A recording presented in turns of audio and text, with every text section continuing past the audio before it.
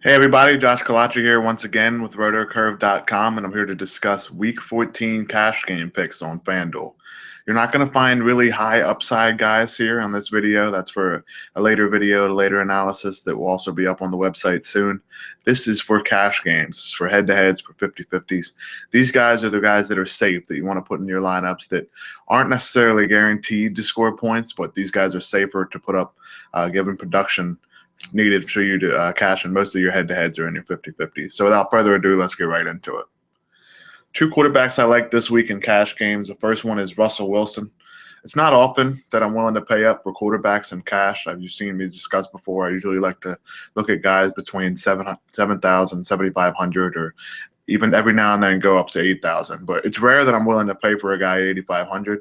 This week, I am willing to do so with Russell Wilson simply because of his ability to run the ball, his ability to throw the ball, and his matchup. I think it's worth playing at 8,500 in cash games. Baltimore, the opponent for the Seattle Seahawks this week, has allowed the 8th most fantasy points to opposing quarterbacks this season. They've given up 22 touchdown passes and 2 touchdowns on the ground. Now, that's a good matchup for a guy like Wilson, who has scored 12 touchdowns in the last 3 games, and 3 of those games come against the Vikings, or those games come against the Vikings, Steelers, and 49ers. Each team that he has faced has been better against opposing quarterbacks this season than Baltimore Ravens, which gives him an even better matchup. And considering the way he's playing, there's no reason to consider that he won't get at least 2 times his salary on FanDuel, which ends up being over 17 FanDuel points. Now, that's exactly what we're targeting for cash, because if you look at FanDuel's cap, you're looking at 60,000. So if you get at least 2 points for every $1,000, you're looking at over 120, which over 120, maybe 130 is a good cash line on FanDuel, especially for head-to-heads and 50-50s. The next guy is a cheaper guy that I'm looking at, and depending on how the week shapes out, I think that I will be having most of him in my cash games, and that's Jameis Winston at 7,800 against the Saints. This is Winston's highest price of the season. There's no doubt about that, but it's also his best matchup this year. So considering the fact that the New Orleans Saints have just been awful against the pass. They've given up over 3,600 yards, 35 touchdowns through the air. They've given up 2 rushing touchdowns. So that means they've given up 37 touchdowns in just 12 games. So the average game, as you can see here, is over 300 yards and 3 touchdowns or 24 fantasy points.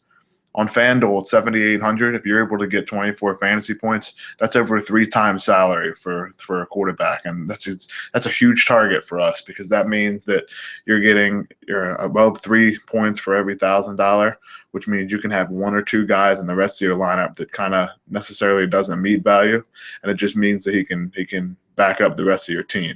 Now, for Winston's sake, he will be very highly owned, and I expect him to be probably the highest owned quarterback in cash games and probably in tournaments as well because of his matchup. But in cash games, we're not necessarily worried about own percentages, so I think he's an excellent option. The one thing about Winston is he's been very consistent as well this season. He has at least 1 touchdown in every game, and considering his price at 7,800, which is high for him but is low considering the matchup he has, he's a very solid bet in cash games because even if he doesn't have an excellent game, he's going to be highly owned enough that chances are in head-to-heads the other team's going to have him, and in 50-50s I expect him to be over 30% owned as well. Moving on to running backs. I really like Doug Martin this week, who's also Buccaneers player, running back. He's Winston's running back, which a lot of people don't necessarily like to play a quarterback and a running back together because it goes against the upside of having both players do well. Because, of course, if a running back's running the ball, that means the quarterback's not throwing the ball and vice versa. But in cash games, I don't think it's that big of a deal. And considering the fact that running back is really weak this week with a lot of tough matchups for top guys, I think Martin might be the guy worth paying up for against the Saints, who have also struggled on the ground this season. The Saints have given up the 2nd most FanDuel points to opposing running backs so far. The Martin has at least 10.3 FanDuel points, 4 straight games. He's ran for 5 yards per carry this season, and I really expect the Bucs to go up big on the Saints, and that just means even a better game flow for Doug Martin, as most running backs do carry the ball very often if their team's winning by 2 or more touchdowns. The next guy I like is Jonathan Stewart at 7,200 against Atlanta. A lot of people have been a little bit worried about Stewart's workload going forward, especially with the Panthers being undefeated and really running away with the NFC home field advantage title right now.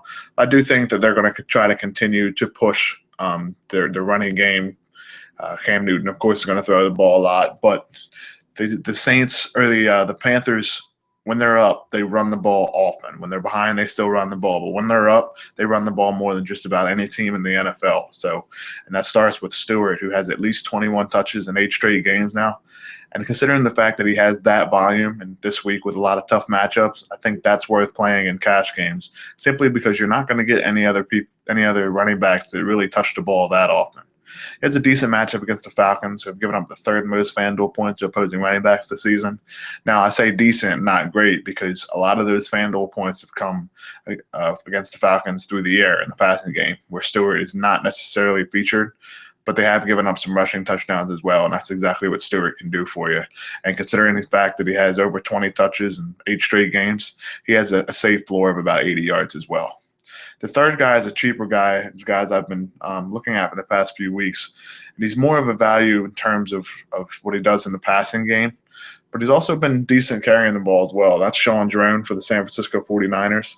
He's a 6,500 against the Cleveland Browns, and he's been very good in cash games since becoming the starter for the Niners. As you can see, he has 11.6, 11.7, 11.1, and 17.1 FanDuel points in the games that he has started. Now, at his price, that's exactly what we want to look for because it's just around 2 times his salary. You're not necessarily looking at a huge game from him, 20 or 30 FanDuel points. But in cash games at his salary, you just need just about double his salary in terms of production, which would bring him to about 13 FanDuel points. Now, against the Browns, I do think he can reach that threshold because the Browns have allowed the most rushing yards in the NFL. So, considering the fact that Drone has an excellent matchup, he is a huge bet in that passing game. I believe he has 5 catches or more in each of his starts this season, and that just gives him the ability to notch FanDuel points in more than one category. Moving on to receiver, there's 3 guys here that have been very consistent, and they don't cost that much. So I think you can fit at least 2 of them in your FanDuel lineup, maybe with a stud if you want to pay up for a guy like Odell Beckham or Antonio Brown. I can't fault you there. But the guys that I like are Eric Decker, Allen Hurns, and Stevie Johnson. We'll talk about why. A lot of it has to do with consistency.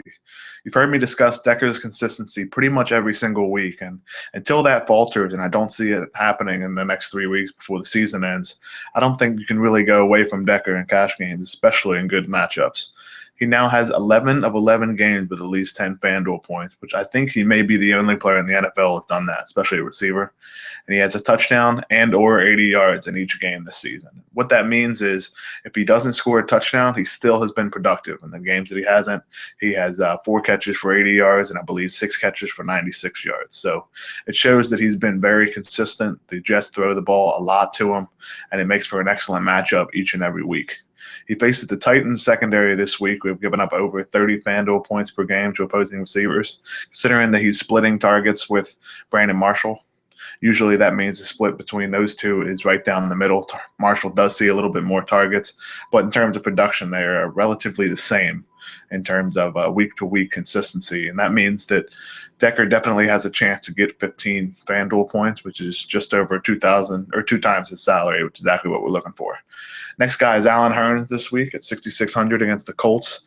Like Decker, Hurns has also been one of the more consistent receivers in DFS. We saw earlier in the year, I believe he had a streak of 8 or 9 straight games with a touchdown pass, similar to what Decker has done. And at just 6,600, I definitely think that's worth a play against the Colts, who make him have an excellent matchup because Allen Robinson, the top receiver for the Jaguars, will be shadowed by Vontae Davis, and that makes Hurns get a little bit more targets.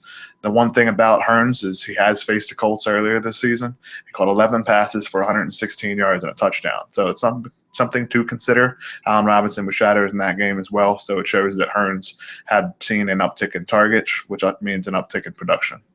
The last guy I want to talk about here at receiver is the cheap guy. That's Stevie Johnson, who plays for the San Diego Chargers at 5,800, faces the Chiefs.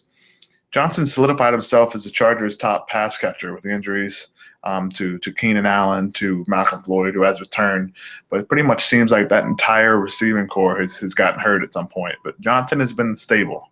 And the one thing about him is he has 7 catches in 3 straight games. It gives him a really high floor, and he faces the Chiefs, who have given up a ton of fantasy points to opposing receivers, I believe the second most in the NFL. And that bodes well for Johnson's value this week because I do expect the Chiefs to win, which means the Chargers will be throwing often. Tight ends, two guys this week that are in the mid-tier in terms of price, but they are the most expensive tight ends that will be picked this week simply because I don't expect Rob Gronkowski to play again, and that's Greg Olsen and Tyler Eifert. Olsen has been a top cash guy each and every week as Cam Newton's top target, especially with Rob Gronkowski out. I don't think that changes this week, especially in a decent matchup against the Falcons. Olsen has at least 8 FanDuel points in 9 of his last 10 games. He leads all tight ends in targets and targets per game, so he's been very efficient in that sense, and he actually has translated those targets into fantasy points. As I said earlier, he has faced the Falcons, who is a good matchup for tight ends. The Falcons have given up at least 4 catches to opposing tight ends in all but 2 games this season, and that means that Olsen's floor is high and worth playing in cash games at 6,600. The other guy is Eifert, who returns from injury this week against the Pittsburgh Steelers. In the first game between these two teams, Eifert only caught 4 passes for 39 yards, but he was targeted a lot. He was targeted in the red zone a few times, and considering that the Steelers have actually struggled against tight ends for the most part this season, I expect him to continue to see those red zone targets, which has been a big deal for him considering he has 12 touchdowns already this season. And I think he has a chance to score 13 or even 14 this week against Pittsburgh Steelers. Considering that Eifert hasn't played last week, his ownership's going to be down because that's just the way it works. A lot of people will discuss recency bias in fantasy sports, which is a big thing because a lot of people will always look at what a guy did in the previous week. And since Eifert didn't play last week, I expect his ownership to be down. So he might be worth a play in tournaments as well, but I think he's safe enough for cash games as Andy Dalton's top option in the red zone. Thanks for watching. That pretty much wraps up our cash game video this week for RotoCurve on FanDuel. Give us a thumbs up so we can continue to bring you analysis each and every week. As always, check out rotocurve.com. There's free tools, free analysis, more videos like this. You can find a community of great DFS players. There's a live chat, which is available all the time. And once again, everything's free, so you can't hurt. Definitely can help you out in your research, and be sure to use this along with all the tools on the site to make this week and every week a profitable one in NFL. Good luck, everyone.